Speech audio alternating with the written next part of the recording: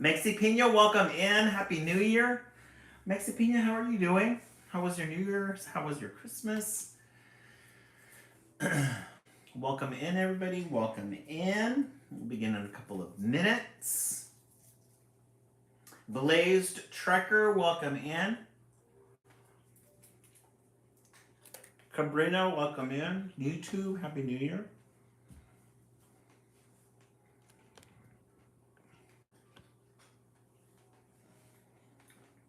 Blaze Trucker, how are you doing?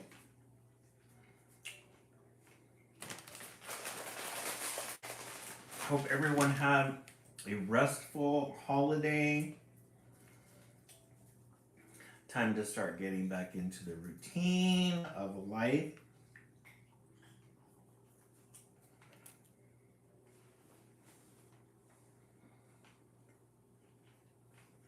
Karina, welcome in.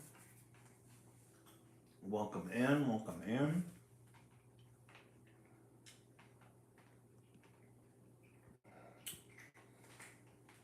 Hope everyone is doing good. Faye, welcome in. We'll begin in a couple of minutes. We're just waiting for welcome in, Karina. 10 minutes after the hour or 20 people in the room?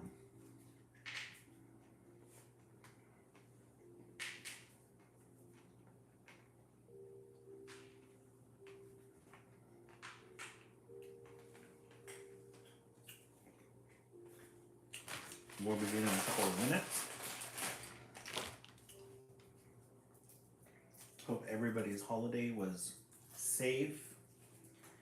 Everybody is back to normal.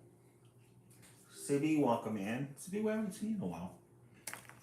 How are you doing? Today is our last day of Christmas.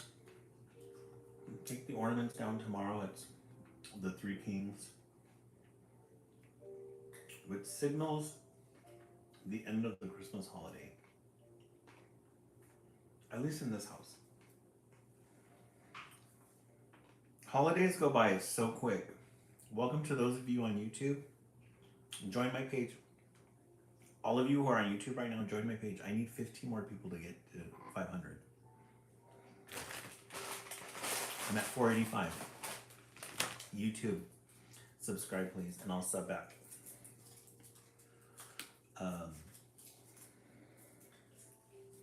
Started August 22nd with fall. Then we did Halloween, Thanksgiving, Christmas. Now the holidays are over. Tomorrow we put up the yeah, they do. Karina. Tomorrow we put up our Valentine's Day tree. Stacy, welcome in. Morgan, right? I still have 1 week off though, so I'm pretty excited about that. Oh no, I haven't, Sibby. The Black Lagoon series by Mike. Hold on, I haven't. Right now I'm reading I forgot his name. Let me get my oh, thank you so much, Crazy Kids. Welcome in. Let me get my phone.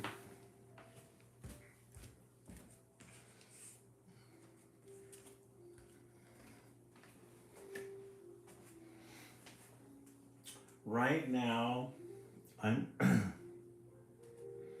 this guy's name. I'm reading let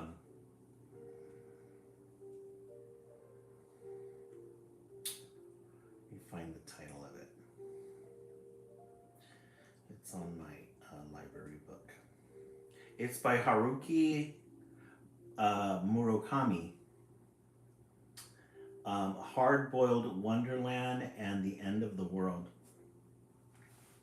He's got this guy wrote, I think he wrote these back in like the 80s and 90s. Very interesting books. Very long though. And then when I'm finished with that one, we're gonna read this new one that just came out. Jennifer Lawrence. Is it Jennifer Lawrence? Jennifer Lawrence is gonna come out. Is it Jennifer Lawrence? Who's the girl that played on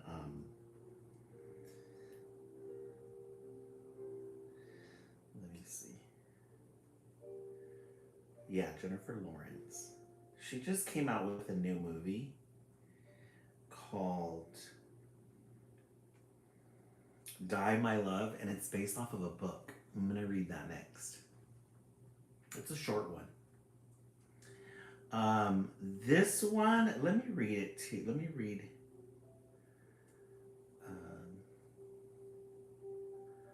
The End of the World. This one, this hard-boiled egg one.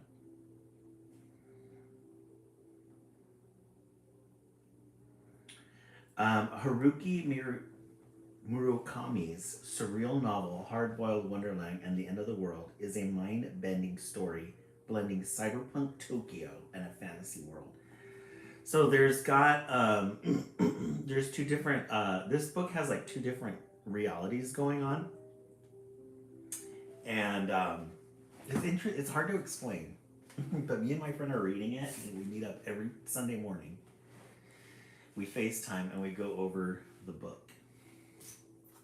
No, not with Robert Patterson. This one might be a different. I don't know if they've adapted it to film yet. It's been a. I'm surprised if they haven't already. What books is everybody currently reading right now? Sibby, are you reading? I'm gonna look that one up. Black Lagoon series. Let me see. Series.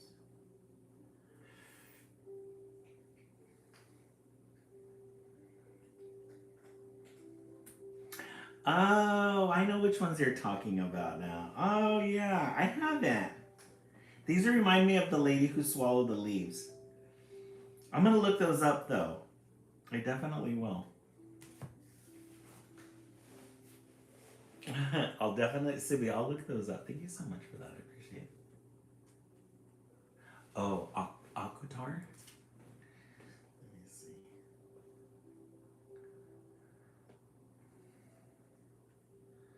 Let me see what ACOTAR is about.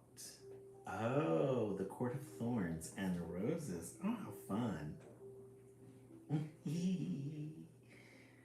I'm gonna take a screenshot of this. Are you on the first book, City, or?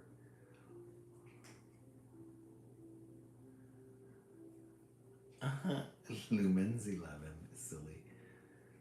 Is it? Oh, you're on the third book? Oh, okay. I'm gonna check these out. Me and my friend, we choose a book and then we read it. We tell each other, okay, we have to be at this page by Sunday, and then we discuss, and then we move on from there. It's really fun. This one's kind of taking the edge off though, because it's a little bit long and it's there's a lot of details in it. But I'm gonna check those out. I really like those. I got sucked into the whole heated rivalry thing, so I watched the series and then I binged the book like in a day and a half just to see what the hype is about. But I got suckered into it. It was really good though. All right, let's go ahead and get started. We have a lot of leftover books from the holiday. So we're going to do a couple of Christmas ones and then a couple of regular ones. This one is called Rot, the Cutest in the World. Rot. Let's see what this is about. We love a good end page. Look at that. We've never seen a brown, or maybe like a brown cover with all these little doodles on it. Thank you so much, Sam, for that. I appreciate that. Rot, the Cutest in the World. This came out in 2017. Like most mutant potatoes, Rot loves eating stuff. King Me, Fooey, checkers, and all sorts of games and contests. Oh, okay, so it's a little tricky to read. So like most mutant potatoes, Rot loves to eat. Nom, nom, nom, nom. And all sorts of games and contests. Staring contest. Ready, set, go. So he's going to do a staring contest with him. He loves checkers. So when Rot sees a sign that says cutest in the world contest, he can't wait to enter. Rot. Hey, Karina. Thank you so much, Karina. Welcome in. So he loves playing games. He loves entering contests. I'm not quite sure he knows what this is about. Rot is sure he'll win. He is so sure he sings a winning song. I'm the cutest in the world, the cutest in the world, the cutest in the world. Contestants line up here. So he's really confident. Halo, thank you so much for the follow. Contestants line up here. My ears, my poor ears. What is that awful sound? So you've got all these cute things lining up. A bunny, a cat, and there's Rot singing away with his unibrow. But then Rot sees the other contestants. Uh-oh. So he stops singing. There is an itty-bitty baby bunny with fluffy floppy ears. A little whittle bewitching, bewhiskered, cuddly kitten. And a eeny weeny, pink and peppy, jolly jellyfish.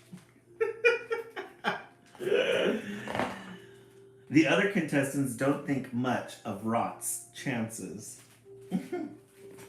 Aww. And look at their doubting him. Look at what the bunny says. My poor adorable eyes. It's hideous. Ick, I think I'm going to be sick. And whoa.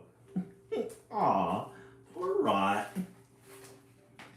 Rot considers eating everyone. He would win for sure if he were the only contestant. Uh-oh. So he thinks the only way he's going to be able to win is if he eats them. But it wouldn't be a very nice thing to do and would probably give him indigestion. Poof. There went his dreams. Maybe Rot could be cuter if he had big ears like the bunny. Look, I look just like you. No. Or maybe it would help if the whiskers, or maybe it would help if he had whiskers like the kitten. Let's see him with whiskers on. They're kind of itchy. You look ridiculous. Take those off. Yeah. Perhaps if he were pink and peppy like the jellyfish. We're pink and we're happy. The little jellyfish. Nice and pink. No, not working out. Hey, John, welcome in. Happy New Year, John. None of it makes Rot feel any cuter. Aw. John, how are you doing? How many more weeks of vacation do you have left? So Rot decides to just be himself. He doesn't stand a chance. Is he actually going up there? That takes guts. And last up, Rot. Rot the potato. Oh, 2 more weeks? Really nice. Rot steps on stage and struts his stuff. He smiles his biggest smile. Okay, there's Rot. He got the confidence to go up there. He shows his best side. His backside. He's a potato. What do the judges think? Drum roll, please. So they're all there on the stage, waiting for the final announcement. Let's see who wins. Hey, Magali, welcome in. Rot is the cutest in the world. I think I'm in love. He's perfect. I think it's all the fruits that have gone bad because they look kind of brown. Seriously? No way, huh? Rot gets a great big trophy. Woohoo! Yay, Rot!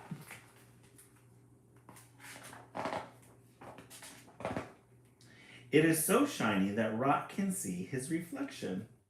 And Rot thinks he looks like. Oh, this is gonna make me so good. Oh, good. Marie Seaside. Welcome in, Marie Seaside. The cutest in the world. This contest was totally rigged. Wait, are you wearing a unibrow? Do you like it? Oh, so he went and got a unibrow just like Rot did. Hey, can't beat him?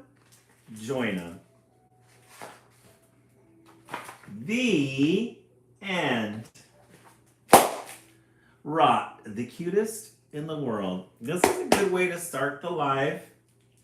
A good way to start our New Year's Live 2026 Children's Literature Hour. In the comment section, let's see what everybody is thinking. I give this one I give it about an 8. It was cute. So, story could have been a little bit stronger, but it went really well with the illustrations. And Rot, you gotta love Rot. Mexi Pina 9.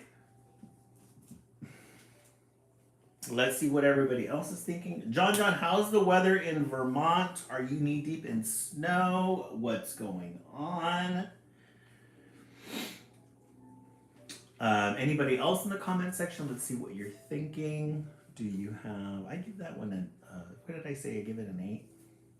What was a good score? Okay, let's look into the stacks here. We do our regular library hauls. We're going to do, Stacy and I, we're going to do a Halloween flashback. I found this one at the library and I thought, oh, we should have read it during Halloween, but it looks really good. The Ghost Who Was Afraid of Everything. The Ghost Who Was Afraid of Everything. We love a good end page. Look at that end page, very creative.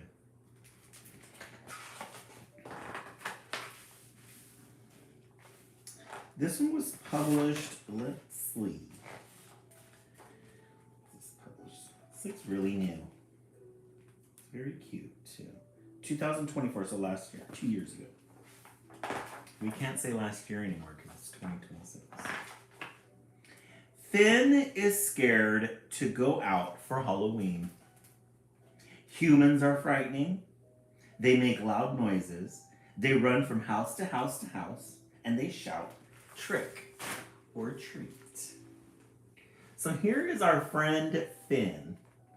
Finn is scared to go out for Halloween. But you gotta dig these illustrations though. This black and whites with these pops of color in it. Humans are frightening. They make loud noises.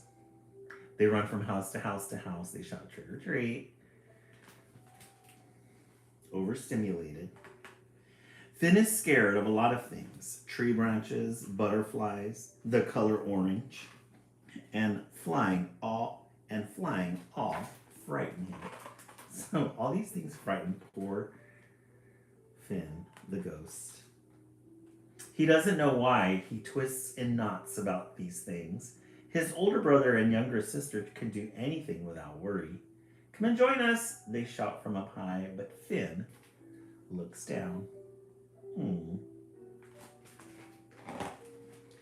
When Finn is afraid, his stomach swoops, his hands sweat, and he can't move. Finn hides in his attic, but he feels lonely, knowing everyone is having fun without him. Aww, little Finn. There he is in his attic. I really love these illustrations, though. These little drawings, squiggly lines. He's in the attic there, just sitting back. Finn's family loves him for who he is, and every Halloween they bring back candy for Finn to share. Aww. Look at his brothers and sisters. So they'll go out trick-or-treating for him because he doesn't like going out with this on his own. Except this Halloween. The sister here. Finn's favorite chocolate bats are missing. His mother shakes her head. I'm sorry, they're all gone. Finn's siblings forgot to save him his favorite candy. How could they? This is the worst Halloween ever. Finn slumps. Uh-oh. So the brothers and sisters, his siblings, ate his favorite chocolates. The chocolate bats are missing. He gets really upset. Finn makes a promise to himself. Next Halloween, he will fly with his family and eat all the chocolate bats he wants.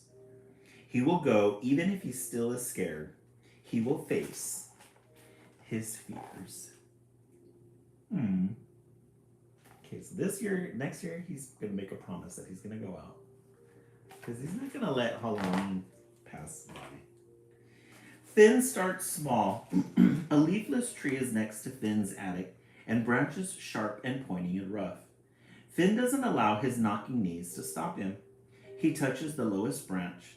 The bark feels rough, but there is no bite. Finn holds on for 1 whole minute. He starts small. That's so funny. This is a cute look. Yet every day, Finn touches the branches longer. 2 minutes, 5 minutes, 10 whole minutes. That's a good way of doing something, getting used to things. His knees knock less, and one day he puts his arms around the tree. Thank you, he whispers to the tree, which gently waves down at him. Aw. He was able to make it in that time. Hey, Victoria, welcome back. This is a good book for kids. As snow falls, Finn climbs the branches and sits, watching his siblings soar above. He's up higher than ever, but not yet ready to fly. So he goes out in the snow. There's his brothers and sisters doing what ghosts do. Warm breezes come, and so do the butterflies. Finn takes a deep breath and lets one flutter close to him until it lands on his head. When the sun blazes, Finn sits quietly next to a bowl of oranges. He doesn't hide in the attic as much as he used to. The leaves turn and Finn is ready to try the thing he is most scared of. Flying. Okay, so he spent the year and the seasons doing what he's most afraid of. And as fall comes in, Finn is ready to try the thing he is most afraid of. Flying. He floats first near the attic window. Then he hovers near the tops of trees. At last, Finn flies so high that all the houses and trees look like toys. Yay, he's doing it. There he is, flying above the trees. He's facing his fears. One day, flying on a breeze is a kite Finn doesn't see. So there's a kite. Looks like they're going to have a crash. Finn is all into it. Smack. Crash. Ouch. He goes right into that purple kite. And all Finn's fears rush back. He stays in the attic for the rest of the day. Maybe the outside world is too dangerous. Aw. So he runs into that kite, completely loses all his confidence, and goes back into the attic. He's got a lot of anxiety. But wait, Halloween is 1 week away. Finn remembers why he started to face his fears in the first place. Chocolate bats. Finn doesn't want to miss out on his favorite candy, and he doesn't want to miss more fun with his family either. So the whole reason why he started is because he wanted these chocolate bats for Halloween. So he thought, you know what? I better get to it. Halloween is almost close by. He tries flying again. His knees shake. His palms sweat, but he lifts off. So he's going to give it one more try.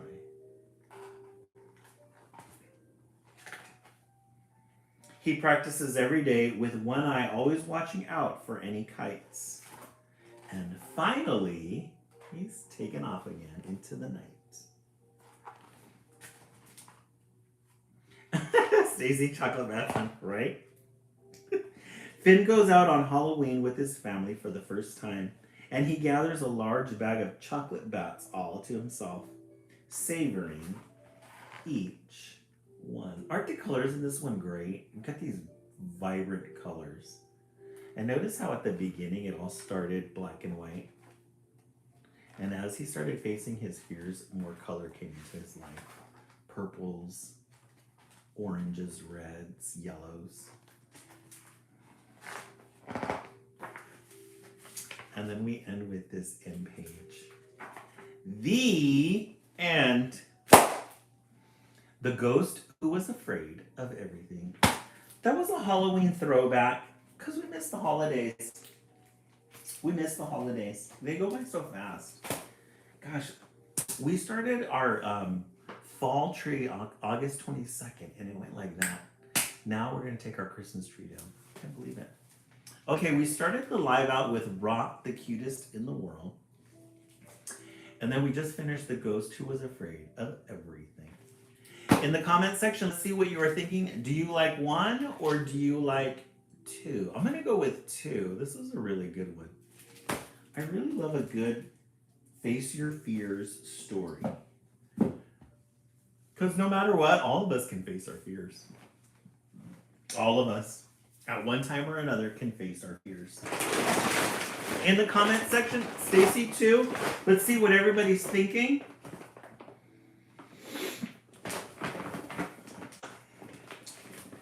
Let's see what everyone is thinking. We have a lot of Christmas leftovers, guys. A lot of Christmas leftovers. We're gonna have to go in. Mexi Pina too, Crystal too.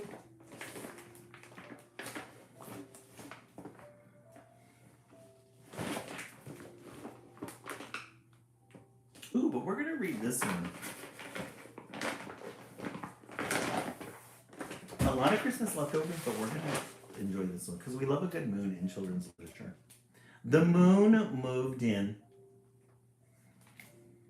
We always say on our lives that in children's literature, you always have to have a good moon.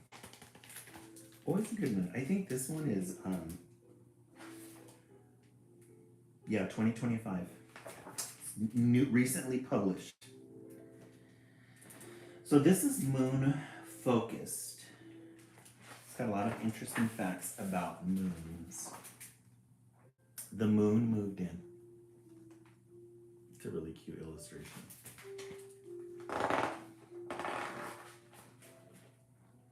The house next door stood empty for so long. Stella almost stopped wishing for a kid her age. Okay, so here's Stella. The house that stood empty for so long. It's outgrown all the weeds, trees, everything, the brush. Stella almost stopped wishing for a kid her age. So she's been wishing for a neighbor that would be her age, so somebody she could play with.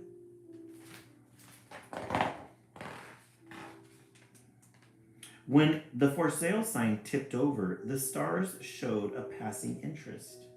Then the moon moved in. Okay, so we're going to look at this picture and then we're going to read that again.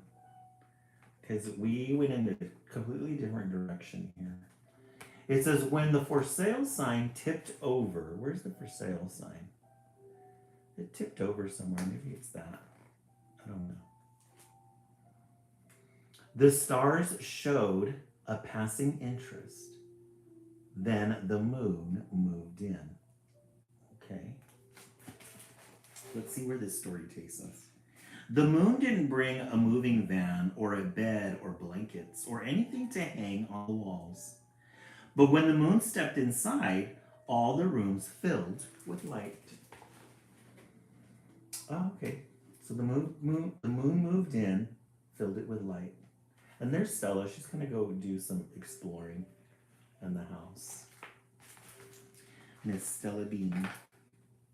In the early morning, Stella could barely make out the moon's slender sliver. Stella decided to say hello. The moon said hello back. After that day, they met quite often. So literally a moon moved in. She's kind of stylish too. She's got these yellow gloves and this orange umbrella.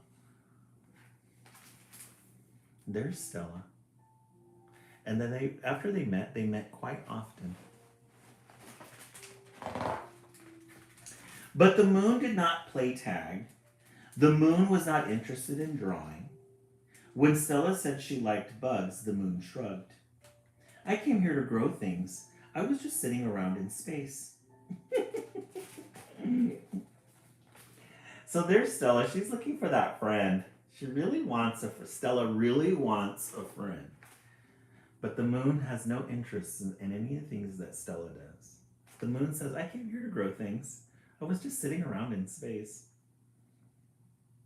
But these illustrations are really pretty.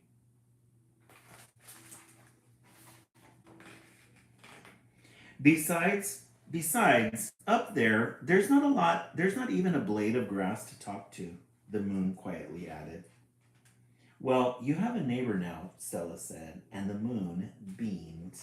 Aw. So the moon admitted she was kind of lonely. Look at her little gloves and then her hat. Well, you have a neighbor now, Stella said, and the moon beamed. That's really cute.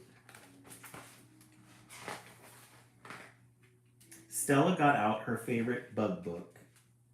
Some help gardens, she said, digging up a worm.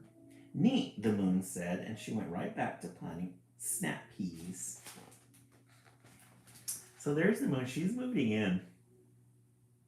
She's cleaned that place up. She's got all her nice gardens.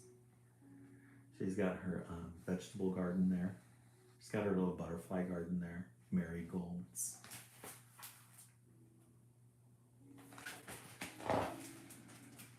Meanwhile, the world's telescopes frantically scanned the skies.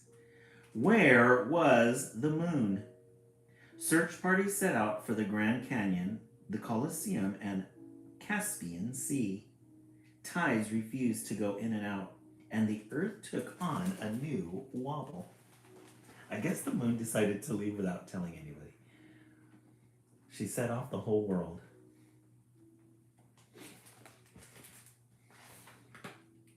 Stella worried. So there's Stella. She found out what was going on. And then there's a newspaper, the New Time. Launch of an artificial moon still years away. Company forced to cancel moonlight cruise. That's funny. She told the moon about California surfers who could not catch a wave. But the moon said, they can skateboard, and kept on deadheading the begonias. Anyway, things will take care of themselves. Stella was sure they would not. But she said nothing about the baby sea turtles, for example, getting lost on their way to the ocean with no moon to light the waves. She wanted the moon to stay. But the moon said that they can skateboard and kept on deadheading the begonias. There she is, deadheading the begonias. She does not have a care in the world. She's really unbothered.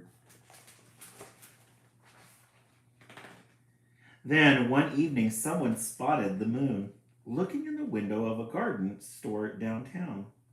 Before long, reporters and camera crews roamed Stella's town. Oh, so they found her. There's the spies and there's the moon. She's like, leave me alone. I want to know why she stopped. As a TV truck drove down the street, the moon quickly ducked behind the hollyhocks. Oh well, said the moon. I'll put up thick curtains. Can you sew? Stella shook her head. She took a deep breath and said, maybe you should go back. I can't even grow a cactus up there, the moon protested. Oh, so the moon, she didn't like it up there because it was barren, dark. She can't grow anything, and she loves her garden. She loves her trees. She loves her plants. So Stella talked about the sea snails stuck in smaller and smaller pools, waiting for high tide to roll in, about the doodle bugs that needed the moon's glow to dig their best traps. Oh, this is so interesting how they weave in the importance of the moon. Look at the tide is gone. You just got these pools of water.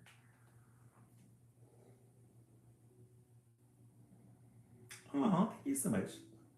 YouTube live notifications. I appreciate that. And dung beetles, Stella said. Their lines are going crooked without the moon to guide them. Really? You mean I help all those marvelous things just by being in orbit? Of course, Stella said. Aw. This would be a fun book to read with kids. The moon paged through the bug book and found a bright green lace wing, just like the one flitting nearby. Look, said the moon. You can keep my book, Stella said. Thank you, the moon said, and tucked the book in a crater. This time, I went back.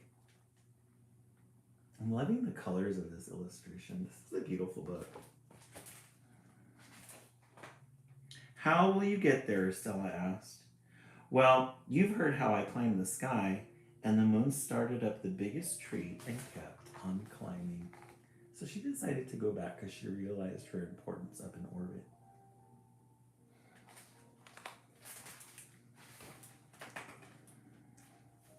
Now only Stella missed the moon, the Village Gazette. The moon was never gone, astronomer testifies. Moon visited outer reaches of solar system. Skywalker friends. One morning, she set the for sale sign upright, and soon people came by to look at the house. Well, it's a fixer-upper, said the grown-ups.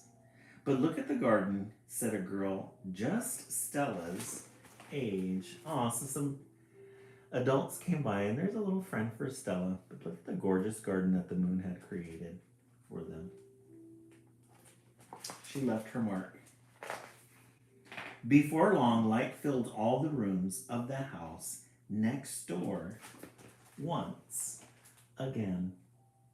Aw, and look at Stella or the moon in the background. These pops of yellows. Some evenings when the two friends were out watering the watermelons or finding glowworms, the moon would roll up high in the sky. Oh, she finally ended up getting her wish with her friend. And look at how pretty that picture is. And some mornings, Stella was sure some things had changed. A few tomatoes gone. A dent in the dirt next to the oat grass. Grapevines raised out of the shadows to catch more sun. Isn't that pretty? These illustrations. Gorgeous. Maybe the moon was not so far away. Her new little friend. The end. The moon moved in. This is a different story, but we always love children's stories that have these quirky characters in them, like Stella. All right, let's go ahead and review what we've read so far. We started the hour with Rot, the cutest in the world. Then we followed that up with The Ghost Who Was Afraid of Everything. You guys are getting really good titles tonight. And then The Moon Moved In. I'm going to say 1 and 2. The Ghost Who Was Afraid of Everything, and then The Moon. Magali, you loved Rot. That was a good one, huh? I agree. All right, in the comment section, let's see what everybody's thinking. We still have tons of books to get through. Tons. Okay, while you guys do that, I'm going to look for our next book. I really like this one because it's different. But let's see what else we have. Let's see what we have in the stacks for you guys tonight. Because there's lots to choose from.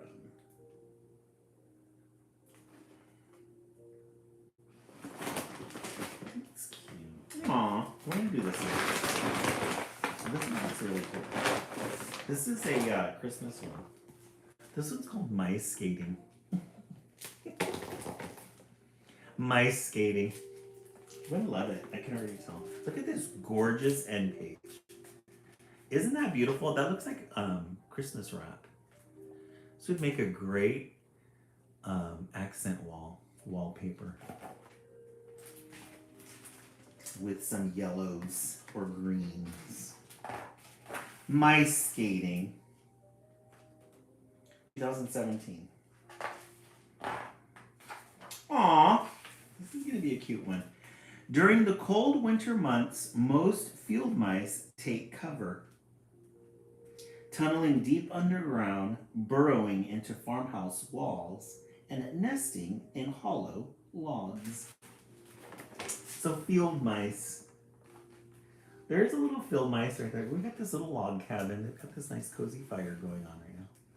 But here up close you've got, hey, Allie, Carrie, welcome in. You got this little field mice here at the bottom, sleeping all snug with a candle there. And then you've got some other field mice over here, getting ready to save themselves from the cold. But not Lucy. She loved the feeling of snow crunching under her paws. She loved how the frosty air made her whiskers freeze. And most of all, she loved wearing her fluffy wool hat with a pink pom-pom on top. It did more than keep her head warm.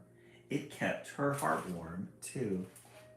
It made her brave, it made her bold, and it made her bloom. Aww! Diane Wood, this one is called Mice Skating. This is such a cute page here. Oh, you're moving to Georgia? Are you moving to Georgia for a job, Allie, or what's going on? She loved how the frosty air made her whiskers freeze. And most of all, she loved wearing her fluffy wool hat with a pink pom-pom on top. That's really important. Oh, you got a marketing job. Congratulations. Good for you. Do you have family out there, Allie, that you can move in with? It did more than keep her head warm. It kept her heart warm, too. Aww. It made her brave, it made her bold, and it made her bloom. Yay! We love a good, out-of-the-box character, Lucy. Lucy loved winter. Her friends did not. Oh, yeah, what, Georgia? You could visit so many film locations that I love. Oh, yeah, Amy. It's true. Your fur is freezing, said Mona when Lucy came inside. Your nose is dripping, said Millie. Your teeth are chattering, said Marcello. I know, said Lucy. Isn't it wonderful? So here's her family. They're all snug in their little... Oh, you're renting a carriage house. Oh, let me see. Yeah, I got 2 cousins, 2 aunts, and uncles, and grandma. Oh, good, you have family. That always helps. Have you connected to Novel Effect today? Diane, what I've heard about it, I should start something new this year. I'm gonna look into it. You're renting a carriage house. Oh, nice. That's gonna be really fun. Oh, Anna Grace Harrell. I got a new job at a nursing home, and I love. Oh, excellent. Good job. Congratulations on that, Anna. It was fun to have music that goes with the book. Oh, yeah, I'm going to try it out, Diane. So many. I have so many. So, Lucy's little family, they live in underneath the tree. And they're all snug with their little fireplace there. And here comes Lucy from outside, all cold. And everybody's like, get away. Look at the little shelf. It's a little paper clip or a little clothes hanger. They've got different cheeses, provolone, brie, and Swiss. The little acorns with the leaves. So cute.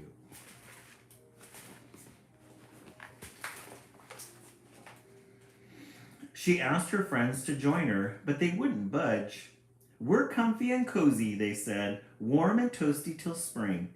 So Lucy donned her hat and dashed outside, all by herself. She caught snowflakes with her tongue, flapped her arms to make snow angels, and built snow mice. Lots of snow mice. But Lucy wanted to share winter with her friends. Oh yeah, Amy. Mice skating.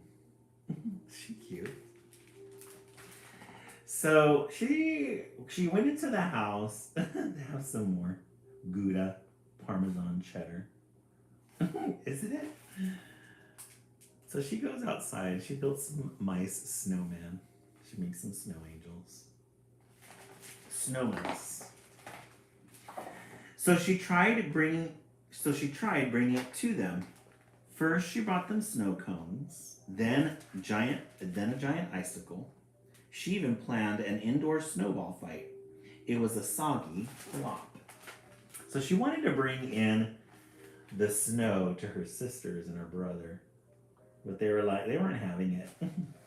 They were not having it. She has a mop. Please come outside, begged Lucy. Not till it's warm, said Mona. Not till the flowers bloom, said Millie. Not unless that snow is made of mozzarella, said Marcello. One day, Lucy skidded on an ice patch. She slipped, she slid, she soared. Lucy couldn't wait to try it again. So all her friends and family said, yeah. All her friends and family said no. So she went out again. She slipped. She soared. She fashioned skates out of pine needles and scurried on a pond. At first she wobbled. She fell more than once. But with practice, soon she was ice skating. Her tail twirled with joy. She couldn't let her friends miss out on this. Aww. So she found another hobby to do outside, which is skating. So Lucy gathered supplies and returned underground. Finally come to your senses? Asked Mona. Ready to thaw out? Squeaked Millie. Tired of being prove alone? Asked Marcello. Lucy hummed happily. You'll see, she said. Lucy skated every day. Then she danced back to her burrow, trailing bits of yarn and piles of pine needles. The other mice wondered what she was doing, but Lucy didn't say a word. She just kept working quietly in her room. So there she is. Her brothers and sisters just keep making fun of her, but she's going to go outside and get some supplies. She's going to make something for herself. I think she's going to make her own skates. Isn't she? I love her already. Her friends grew more and more curious. What on earth are you up to? Asked Mona. Don't keep us in suspense, said Millie. We must Picori know, cried Marcello. I gotta look at that. After a few finishing touches, Lucy was finally done. She placed a new hat on each mouse's head. This will keep you warm, she said, inside and out. The mice marveled at their new hats. Aw, I have something else to show you, said Lucy. Follow me. And to her surprise, they did. Other people went. Oh, okay. So Lucy was busy making hats for her brothers and sisters so that they can go outside. And they look like they like it so far. One by one, the mice emerged from underground. Lucy ushered them to the pond. Then, as the sun twinkled across the ice, Lucy took off. She spiraled and swirled, swizzled and twizzled. Loop-de-looped, she was flying. Marvelous, cried Mona. Spectacular, cried Millie. Brevissimo, cheered Marcello. We want to try, squeaked her friends. Aw, So she finally got them outside and she started showing them the things that they can do. And they seemed like to all be into it.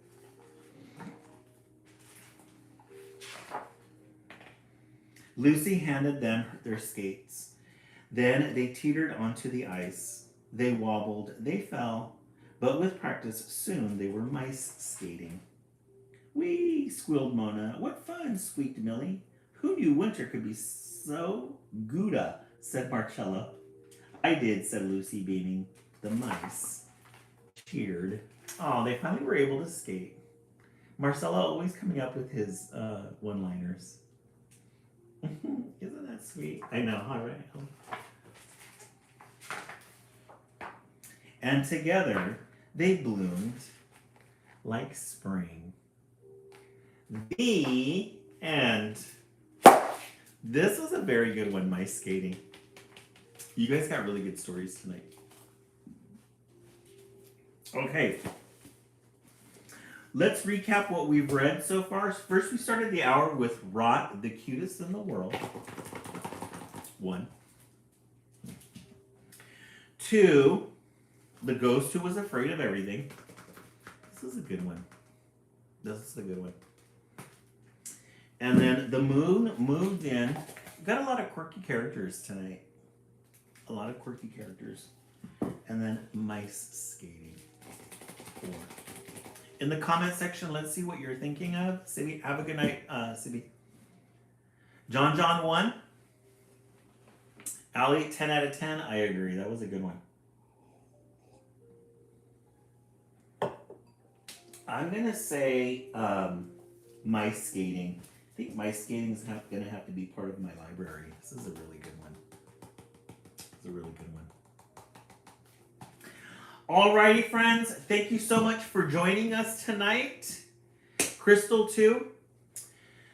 Those of you who are on the West Coast, everyone have yourselves a good night. We will be back again tomorrow on Tuesday, getting back into our regular schedule. It's 2026. Nice skating because it reminds me of the crochet mice. Oh, that's right, honey. We're back to regular schedule. I don't go back to work until next Monday, but we got to get back into our structure, back into our routines, because it'll make it that much easier for life to start all over again. Alrighty, friends, have yourselves a good night, and we will see you tomorrow. Hey, Crystal, thank you so much. I appreciate that. Have a good night, everyone.